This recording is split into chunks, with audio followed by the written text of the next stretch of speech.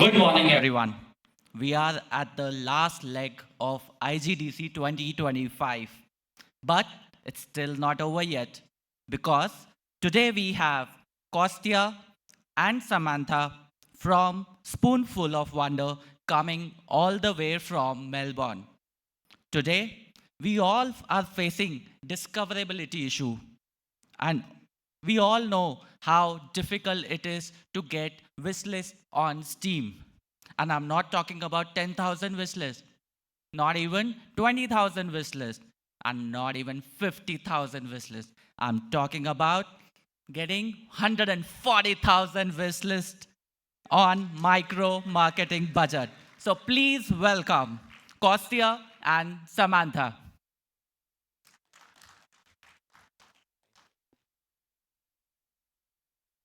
Hello, everyone. Thank you for being here and welcome. Thank you for being here early.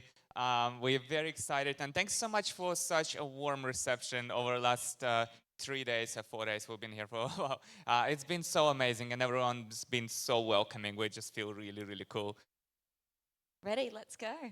All right. So welcome to our talk.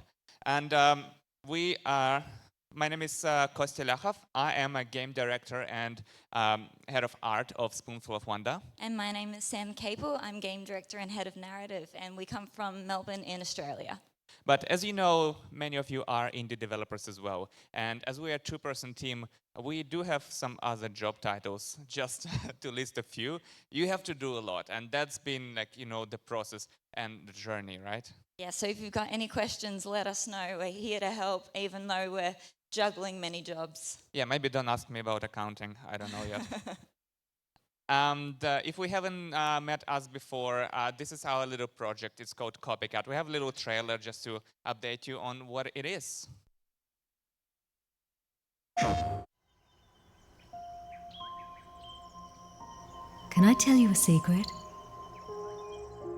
My baby girl went missing a month ago. Her name was Dawn. She looked exactly like you. I know you're not her, but can we pretend?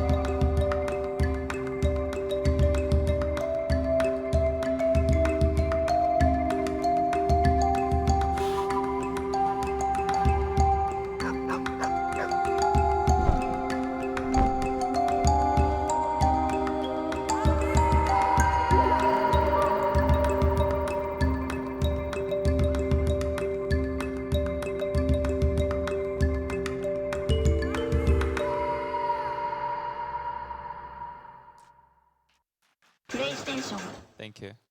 Copycat is a narrative-driven adventure game about the meaning of homes set in the suburbs. It follows the story of Dawn, a skeptical shelter cat who gets adopted into a home, but then things take a turn when a stray lookalike steals her place and she ends up on the streets. Copycat touches on themes of love, loneliness, and letting go as it progresses through 3 hours of gameplay. For tech-minded heads in the house, Copycat was built in Unity engine, and it was released last year in September on Steam.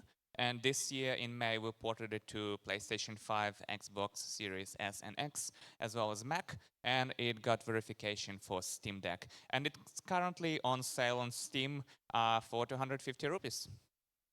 Wonderful. And we thought that we wanted to try to capture the spirit of Copycat, and we thought this quote did a really good job. We cried, we smiled, we felt every feeling we could. Such an emotional journey that we can all somehow relate to. Thank you for this beautifully heartbreaking and heart-filled game. It feels really cool to receive such feedback, and we knew from the very beginning, that we wanted to tell a beautiful story. We wanted to touch people's hearts, but it wasn't up until the release date when we saw these friends, our streamers, content creators, YouTubers.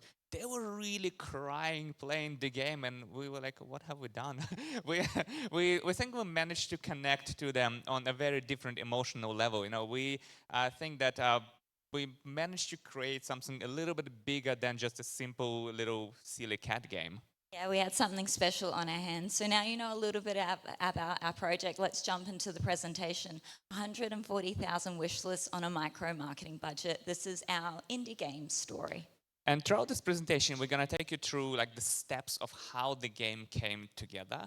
And through the lens of that, we'll reflect on all the marketing activities we did to bring it to life.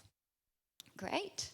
So a little bit about us. We actually worked in advertising for a decade, and we worked as a creative team. Kostia worked over all the visuals, and I would do the story, and our creative medium was the 30-second commercial. And we did that for a really long time. But when COVID hit, we wanted to try to change up our love and our passion. Yeah, and we always had some side projects when we were in advertising, because client work is exciting and all that, but we wanted some creative freedom. So we experimented with a bit of short film. We experimented with some animation. We even made a kids book together, and that allowed us to gather this bit of a transferable skill set we had from advertising, and gave us the confidence to start trying, because we loved games and we always wanted to make one, and it gave us confidence to consider doing one. And so when the COVID lockdown lifted, we thought this was our opportunity. We were going to work remotely 3 days a week at our advertising job, 2 days a week on the video game. And that kicked off a giant journey for us. So we had never written a video game before. We have played a lot, but we didn't know how to bring it to life. So for narrative, the first thing we did is we hit the books. Here are a couple of suggestions that I was reading to try to get into the flow of what writing a video game means. And then we set to it. So we started with a log line. We moved to a synopsis. That moved to a bit of an outline. 6 months later, we started developing a script, Mint, and then ultimately a script. And that kind of process happened really organically over the 12 months. And we're using all our skills that we learned from advertising from a storytelling sense, and that went into the game. We also never made the game before. As I mentioned, we had some transferable skills, but we had to learn a lot in terms of how to make it interactive. So I hit the school of YouTube and started doing dozens or hundreds of tutorials, watching how things are done, and started prototyping a little bit. While Sam was working on the narrative, I tried to develop a bit of character control. I can get familiar with Unity and the ecosystem and the tools I needed to learn to start prototyping and kind of making things look nice and making things work. And it was shaping together nicely. We had a very solid idea for the story, for the script. The prototype was coming together nicely. And maybe let's say a year into the development, something very interesting happened to us. So Stray was announced, and we felt very scaredy cat. We were a small 2-person team. We didn't know how to make a game, but we wanted to tell a beautiful story about a cat. And we were really intimidated by Stray because they were a big team. They had Annapurna behind them as well. So we realized we needed to reposition ourselves and find a slightly different niche. So we started thinking, how do we not become a copycat of the Stray? Because the irony of the name is not lost on us. So we started looking into things to differentiate ourselves and take us as far as possible from Stray to ensure that the only similarity we have is the cat protagonist. So we started exploring the art and level design, and we decided to stay away from dark neon-lit streets full of robots in Stray, and we based our game in our homeland in Australia. So it's full of sun, full of greenery and suburbia. Yes, and so when we were looking at positioning, we had to try to find a different angle. So we played around with different phrases, such as the suburban cat game, or the pet cat game, or even the sad cat game. And that's kind of where we found ourselves on the sad cat game. And so we really focused on our narrative, and our narrative was focused about a family, and it was the cat that was the perfect vessel to tell this story. We had an older Australian who was struggling with and her independence, and we had a daughter that was fiercely committed to helping her mother, all wrapped up about a simple story about a cat trying to find where she truly belongs. So that led us to developing a bit of branding for the game, because we wanted to be out there in the world. We wanted players to know that there's more than one cat game, and we didn't come from nowhere. So we started developing some of the visual assets and some things to brand ourselves. So we came up with a logo and the key visual that you see on the screen. It's been a bit of a process to kind of define and make it have this continuity in our visual style, and that allows us to create some of the social media channels. We created accounts on most of the major social networks just to try them all, see what lands. And that led to developing a bit of tone of voice and a bit of digital kind of ecosystem that we would use moving forward to talk about our game and understand better who we are. So now we had a bit of a digital footprint. It was time to explore other avenues. So for example, we started with our wish lists, and they were trickling in because we did have our page up on Steam.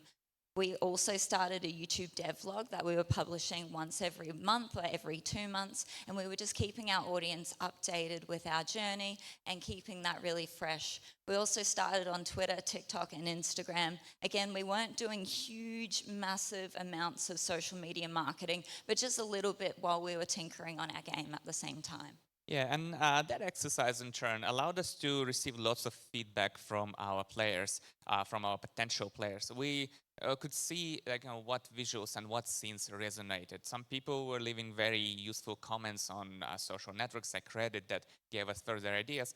And with that process in mind, we kind of moved forward and we started progressing with the game. And we started forming a bit of something more solid, right? And we started believing in the game. So we thought, okay, we're ready to take it a step further. It seems to be resonating with the audience. So we started looking for additional resources, additional funding to bring it to life on the vision we had. Yes, and we actually applied for Screen Australia funding. This was our government body funding opportunities. They put the funding in the hands of 11 different developers, and we were really grateful to be one of the team. So that meant we had to take our game seriously, and we decided to head back home to Australia and work on it full time. And that meant Spoonful of Wonder was born, because part of the part of the funding meant that we had to become a legal, real business. So we had to register PTY Ltd in Australia and deal with all the documentation, and that was not fun. Yes, the accounting and the legal, the contracts, AVN, superannuation and tax, all things that we were not normally gifted learning, but we definitely put our best paw forward. Yeah, and because of the funding, it allowed us to step up the production quality of the game. So first and foremost, we invested a little bit into fleshing out the visual style of the game. So we got some better assets. We were able to hire an animator to help us with bridging some gaps and adding some more movement to a cat. We got some plugins and assets to make the game look better. So that definitely helped with the visuals. The funding also meant that we could go to a sound recording studio and actually record our voices and pay our actors. Copycat had 10,000 words. 5,000 of those words needed to be recorded. That equated to about 1,000 lines of dialogue that we recorded over 3 days with 5 voice actors plus 5 days of mixing. Each session we went through about 200 lines, and then each line had to be recorded 3 times for 3 different takes. So it was a big journey for us. Even though our game was 3 hours long, you can just see how important the recording process was for us. And we also, because now we had beautifully recorded voices, we didn't want our character to look and move like a potato. So we invested in a very indie level, homemade, motion capture setup with the Rococo Smart Suit, as well as software to make our humans look better. So we got Reillusion, iClone, and a character creator just to bring it all to life and give this voiceover and story better justice. Funding also meant that we could bring on our third member of the team. His name is Daniel Bunting, and he is our composer. For Copycat, he made 25 unique tracks with a dynamic music bed, and we used that over the course of the 3 hours of the game. And Dan also said that music was like the punctuation of the scene. So when words failed, music stepped in, and that was important because we did have a non-verbal protagonist. And our music that we used was, throughout the game. Great, and last but not least on funding, because we are a narrative-driven game, we wanted to audiences around the world to connect and resonate with our story without language barriers. So we ended up using a bit of that funding to localize the game to 10 different languages. And we did it through the combination of our friends and family, people we found online who were just really passionate or like wanted some experience localizing game. And we also had two regional partners, one in China and one in Brazil, that helped us localize for their local markets as well. So that meant it was time to take our little game onto the festival circuit. This is PAX in Melbourne. So we took our game as the very first festival to PAX. We also went to South by Southwest Sydney and Level Up Play in Kuala Lumpur. And that was a great experience. It was the first time us like showing the project to the world because we've been locked in our living room for the last 2 years, just working away, chipping away with the project. But that allowed us to meet other developers and players alike. And most importantly, we learned about who were the people who were interested in playing our game. So you can see we had a lot of parents with their little kids that wanted to come play Copycat, which was so sweet. But then we had a gentleman who was about in his 60s, who was in a big leather jacket, had piercings and tattoos, and he was also as equally excited to play Copycat. And it taught us not to judge a book by its cover, because all animal lovers are going to hopefully enjoy our little game. Yeah, he was really keen to tell us about Mittens, his cat, and show all the photos. It's such a sweet moment. And because of that, we had like a little 15-minute playable version for that. That feedback and understanding our audience took us further and allowed us to develop a fully fledged demo moving forward. And it was about a time that we submitted to Steam Next Fest. And Steam Next Fest was by far the best marketing opportunity for our game because when we approached Steam Next, we were about 20,000-30,000 wishlists. And over the festival itself and like a couple of months after with like a long tail of attention, that took us towards 100,000 wishlists. And I think we did something well with the Steam Next is that we went for this wishlist velocity concept, which means to maximize the returns from Steam Next. We wanted our game to already have some buzz and already be trending before the festival begins. So what we did, because we already had a bit of wishlist number to begin with, we launched our demo a little bit in advance before the festival started. So all our wishlisted players, they started playing the demo. We also sent some early access demo keys to streamers and content creators. And we even shared our trailer with IGN and a few more outlets to create a bit of a buzz. And because of that, it did create a buzz and it did give us this wishlist velocity. So when the festival started, we were doing quite good. Yes, we were number 5 in trending and upcoming, which we were super excited about. The little photo in the corner, so that was Friday night of Steam Next Fest, and we had 3 separate streamers playing our little game at the same time, and that just melted our hearts. We were so excited. Yeah, and what we did, other thing we did is we created tags. Yeah, so tags are so important, and if you don't know about this, we really recommend. So it means going into the metadata of YouTube and sending in a short description of your game, but also a game picture, and that means that every time someone uploads a stream of them playing, they're going to upload the tag, which means that you don't have to go through the search button anymore. You can go straight to your tag and then sift through all the different demos.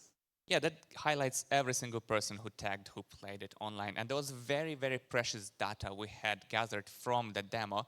And there are also other resources to help you track the streamers and content creators who played your game. We personally use Salingnome, and like pretty much it just categorizes every single Twitch streamer who tagged your game when they played it. It gives you the size of their channel, it gives you the duration of the stream, like everything you need to know. And that led us to creating a bit of a database moving forward.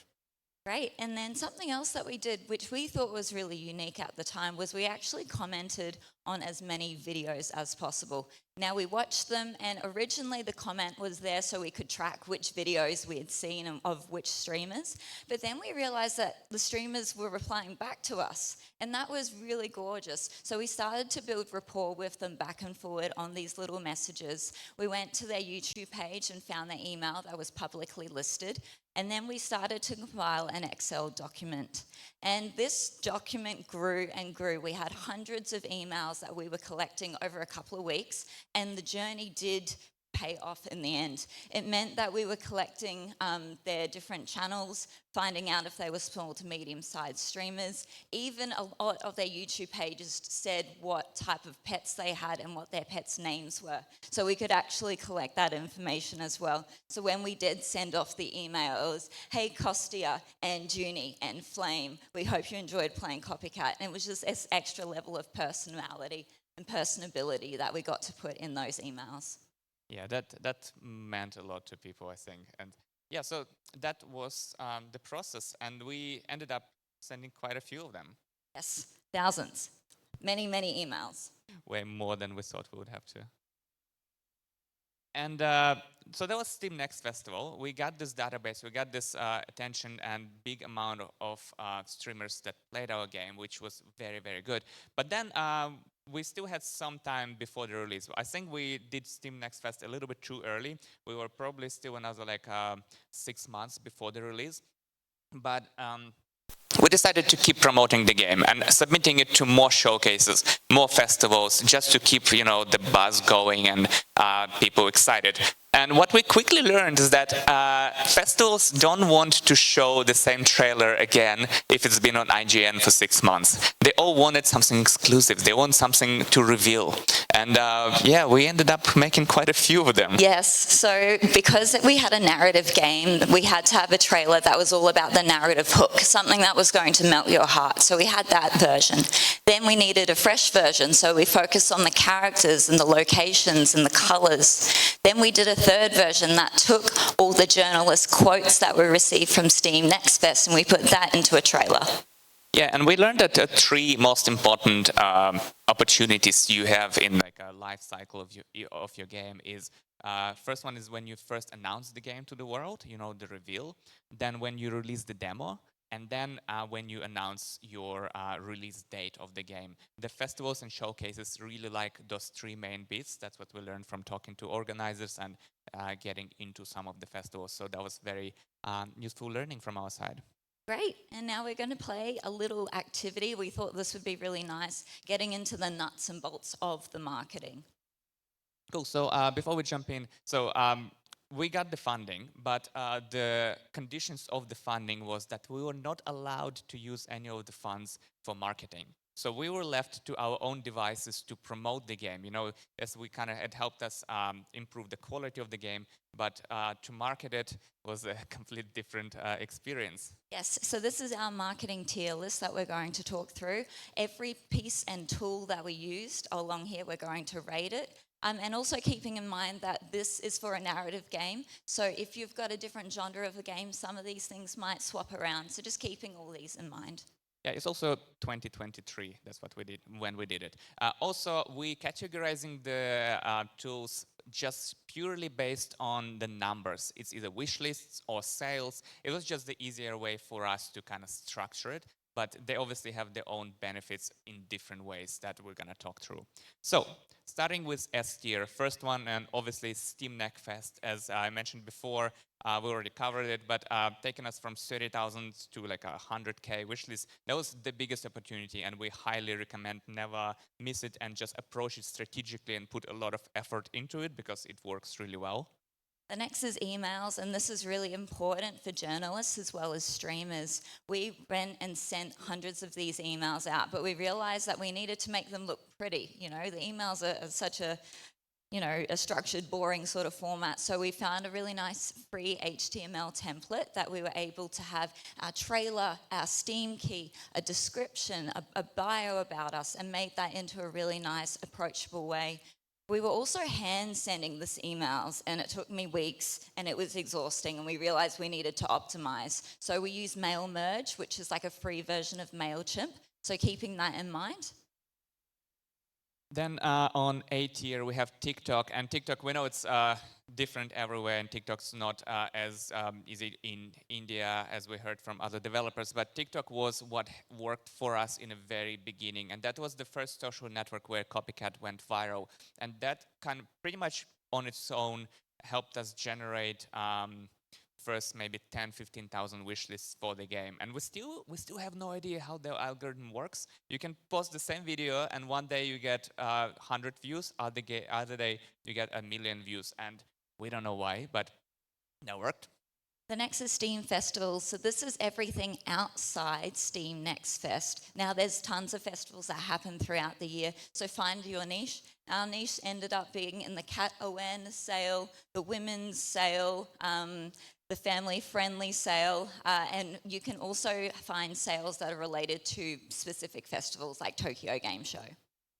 Next one is Keymailer. And Keymailer, if you haven't heard of it, it's a nice little service that allows you as a developer to connect to content creators because they are always after new content, new games to show, so they're keen to discover new games. And we, as developers, are keen to have our game discovered. So everyone wins. Keymailer is like a little web service, and that really allows you to extend the already existing database of the contacts you have and reach way bigger, way wider group of people. And Keymailer is a paid service, but it had very generous free tier that you can use for free and try before you buy.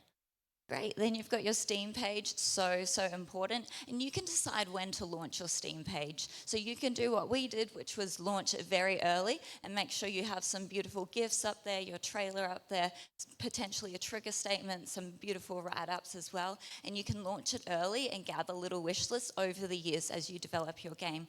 Or you can launch it later, but tie it to a festival to make a bigger splash. Steam page was also really important for organic announcements that we did throughout the duration as we were making the game, just to keep up that momentum. Then we have X or Twitter, and back in 2023 it was a little bit more popular. Now it's like, all the controversies, but it was a good social network also to post our game, and it was like a good mix between gamers, content creators, and game developers. And Twitter was very handy for us to stay in touch and be informed about all the events and opportunities that coming, just to make sure we don't miss any important festival or deadline. And a tier lower is Reddit. Reddit is also a great tool, but it was really tricky to promote the game, considering Reddit has some of the big subreddits like r/gaming. They have very strict rules about self-promotion. I think we got banned from it like 3 times from 3 different accounts. But you gotta try, right? And you may get better success either using Screenshot Saturdays or some of the more topical, smaller subreddits. But just keep in mind that Reddit quite often it's heavy on developers. So you may not be talking to your audience, you may be talking and getting likes from other developers who are not necessarily gonna buy your game, they're not your target audience. The next is YouTube, so that was really helpful early on in our journey because we were doing those development logs. It was particularly important around Steam Next Fest when we were sending comments to people, but we found the more that we got closer to our launch date, the less time we had. So we kind of put YouTube on a little bit of a pause just because it requires so much effort. We were reusing all our TikToks and our Instagrams and putting that on YouTube Shorts. And so that was a good way to kind of like keep the momentum going, even though we slowly stopped using it towards the end. And the last one on C tier is in-person festivals. And as much as we enjoyed and we love coming to the festival, for us being narrative games, the return just in sheer numbers was not as high as we would hope to. And even here, if you go downstairs at the beautiful indie showcase, so many wonderful games, you see games that have bigger crowds around them. They are action-based games, they are party games, they are fun games, and us being little narrative game, our games are better experienced when you're on your own, you have time to concentrate and actually enjoy the story, no one's standing behind you waiting to grab the computer after you. So we didn't see much of the return in terms of sheer numbers, but as I mentioned before, we learned about our audience a lot. For D tier, we have Instagram. So Instagram's really good for brand recognition and recall. It's also good for cozy streamers and potentially people, including friends and family, who want to take and keep track with it. It was really good to have all your tiles beautifully vibrant, and of course making sure every post that you do is heading to your Steam page, encouraging people to wishlist. And then on C tier is interviews and articles. And we're not talking IGN or Kotaku. Those are obviously huge, and you will have a big boost if they cover you. We're talking about medium to small level and scale content creators and interviews. And they didn't drive too much traffic for us, unfortunately. But we still love them because who doesn't like talking about their own game, right? That's the best part. We love talking to people, love giving interviews and having little articles. And it was useful in a different way in terms of having a bit of a digital footprint for us as a developer. Because starting on the next project, if we decide to go for additional funding, if we decide to pitch for a publisher, there is a bit of a footprint online about us, hopefully saying some smart things. We are there in the world. Great. And then lastly, E tier. So we've got two things here, website and LinkedIn. Website's really good to have your press kit there. So it means journalists can go to your website, they can learn about you, they can read your bios, they can read your press release, they can go through and read the quotes, and it gives them substance for their media and their posts. Website's also really good with your streamers because it means that they can go to your page and download images for their thumbnails as well. And lastly, LinkedIn, that was good for our professional network. It was good to connect with everyone like you, every lovely people that we meet at festivals as well. LinkedIn was also good for some organic posts, but ultimately everything on our website and LinkedIn was once again driving to our Steam page to encourage sales and wish lists. So this is the list of things we did on a very, very indie-friendly budget that you can use. And again, reflecting, this is for us in 2023 for a narrative-driven game. And we're not saying that, hey, just use top 3 tiers. I think moving forward, we'll still use all of these things. And the way we categorize them is purely just to help us kind of structure the presentation. And we played plenty of mistakes over the course of it, but just keeping in mind as well, like you don't have to do all of these. Potentially just pick 1 or 2 things that you're really passionate about, or ask a friend to help you, because this is a full-time job on top of the game you are making. So always prioritize the game, and whatever marketing you can do to help just pushes that over to get you towards the finish line. Yeah, and by doing all this, we also somehow found time to actually make the game. So it was almost ready to release. And there's one more thing we wanted to cover, which is press releases. Yeah, so we had our press release 2 weeks before our game was launching, and also the day of the game launch. And this was going to the media. Yeah, and we didn't include that in the tier list because technically we did pay Robbie from Pirate PR, very talented guy, to help us send these emails, these press releases to his big database. And it helps you announce the game. It helps you, spread the word. And if it gets picked up by some of the big publications, lots of small ones also mirror it. And it gives you this one last push towards the release of the game. Absolutely. So that brought us to launch day, 140,000 wish lists. It took us 3.5 years to get to this point. And last thing we needed to decide before pressing the scary big green button on Steam was what day of the week we should release the game. And there's actually a lot of science behind it, because on Steam you cannot release the game on the weekend. So you need to think in advance and do it strategically. And as we approached the launch with a rather high amount of wish lists, we decided to launch the game on Thursday. That way, we were hoping that existing people who had it on wish list would purchase the game over Thursday and Friday. And because you can't release weekend, the top and trending charts, they stay unchanged pretty much throughout the whole weekend. So we got quite lucky, and we stayed on new and trending, I think it was called, for quite a long time. Yes, and we had some very positive reviews coming through slowly as well. always try within 24 hours to get the top 10 reviews as positive. That really helps with the algorithm. We were also published in a couple of physical magazines around the time that we launched. So when people were reading the magazine, they can go to Steam and hopefully buy the game. And the magazine was called Debug. And the feedback was really good. We were terrified. We didn't read the comments for a very long time because we were so nervous. We wanted the people to enjoy it, and we were really grateful that they did. Many people said that they were so moved they actually went out and adopted a cat of their very own, and that was so sweet. Yeah, reading Steam reviews is a journey on its own. And we thought we could relax and enjoy our time now, but we were really wrong, because your job is not over when you release the game. And there's the entire new part of the post-release, which we're still doing for Copycat. We're like over a year since our release.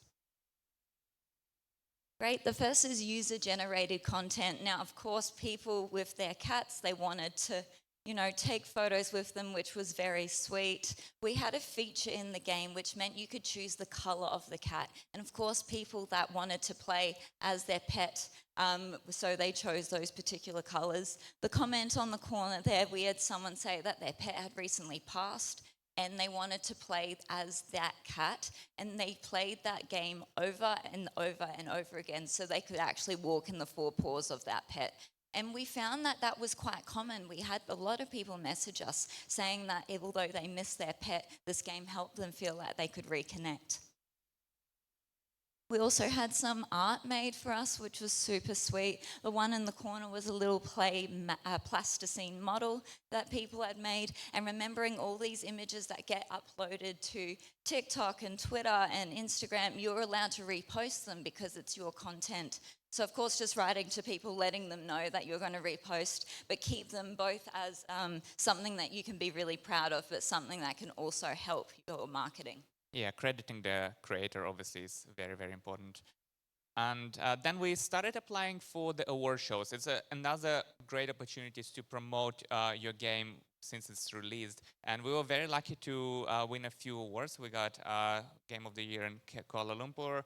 We did Art Directors Club in New York. And just recently we won one of the Australia Game Developers Awards. And that's a very good way to maintain the initial buzz from the game, and keep it in the news, keep players seeing stuff about it, prolonging this tale moving forward, and keeping it fresh and relevant. Yeah, and entering some of these award shows can be really scary because you have to believe in your project.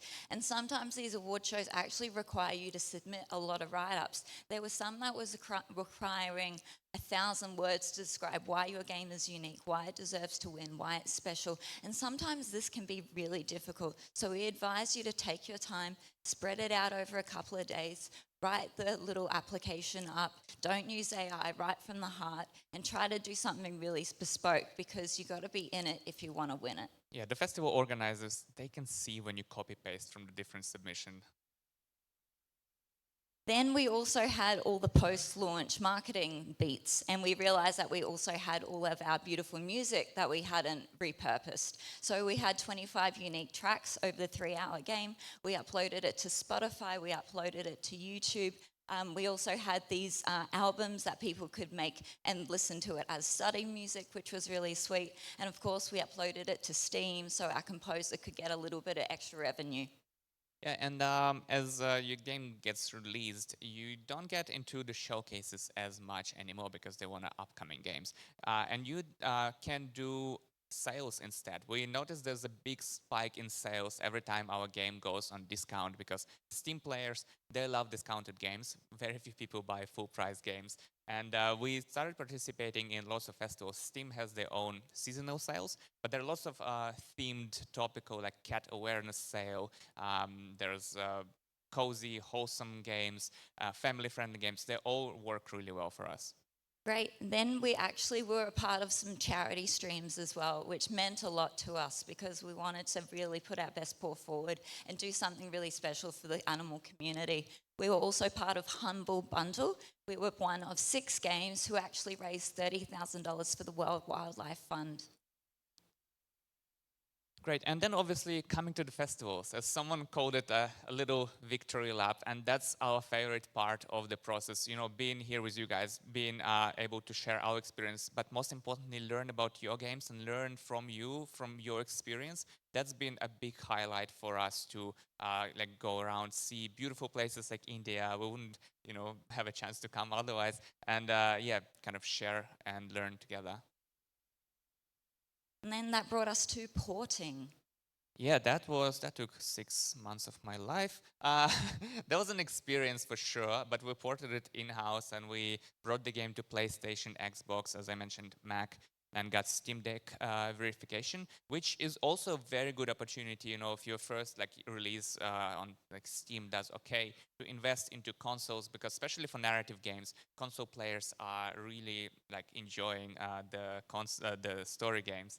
And that pretty much allowed us to do the whole cycle of marketing, maybe on a slightly smaller scale, but allowed us to do it over again and launch for the players who were not able to experience it on Steam. Now we expanded our audience, expanded our reach, and hopefully allowed more people and brought us more sales as well. So that brings us to today. We are now 12 months from our launch and we have 100,000 copies sold.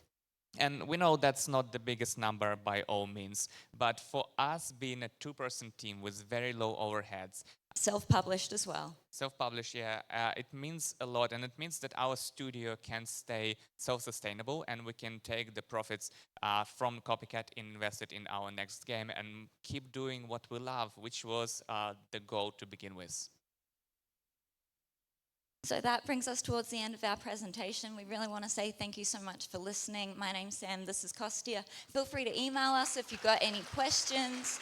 We've got our QR code there that you can scan if you want to learn more about our little project. I promise we're really nice and we want to learn from you guys, so please ask us questions. Yeah, we have 5 minutes left for the questions, but we'll be here for the rest of the day. So if you want, please stop by, say hi, introduce yourself. We're always excited to have a chat. And thank you.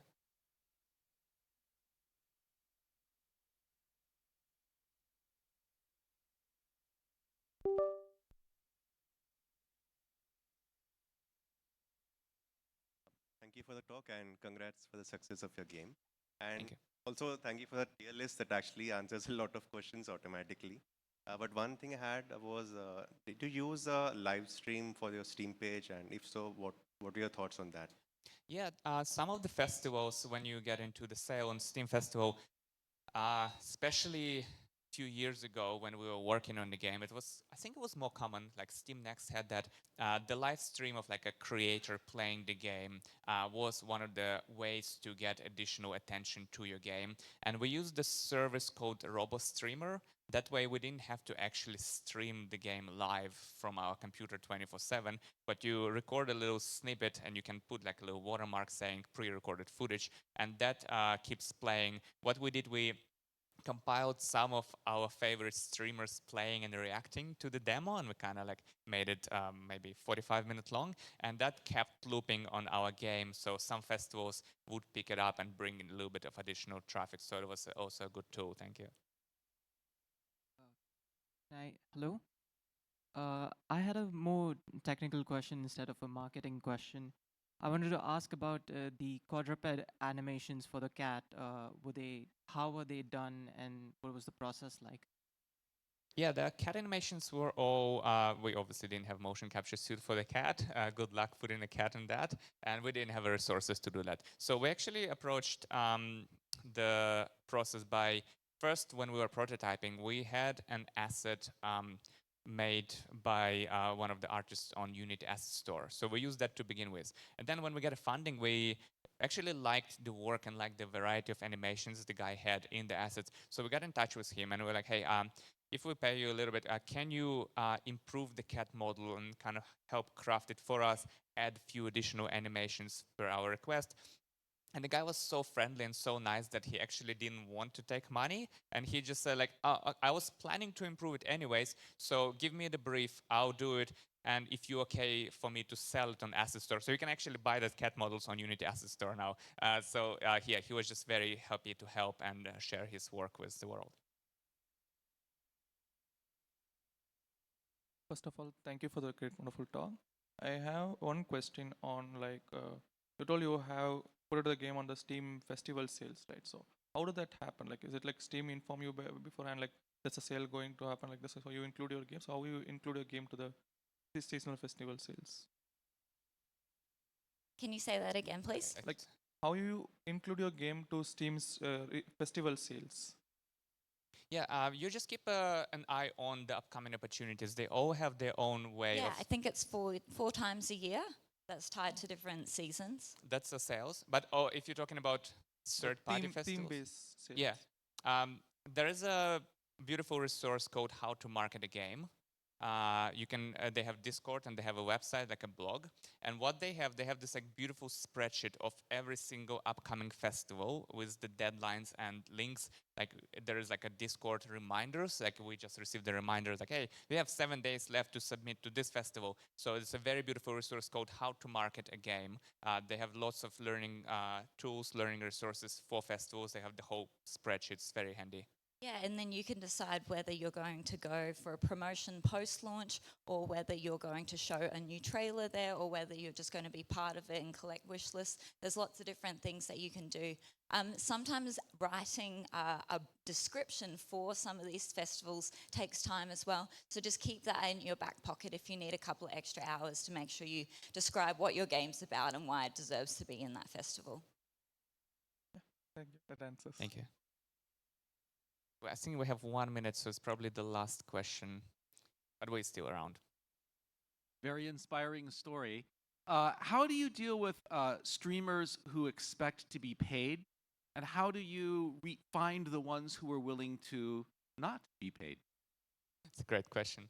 Yeah, we didn't have a lot of money for promotion, so all the streamers that we contacted, we asked them if they wanted to play our game, and they did it for free. There were a couple of paid streamers, but we felt like they felt a little bit ingenuine, and so we decided not to go with them.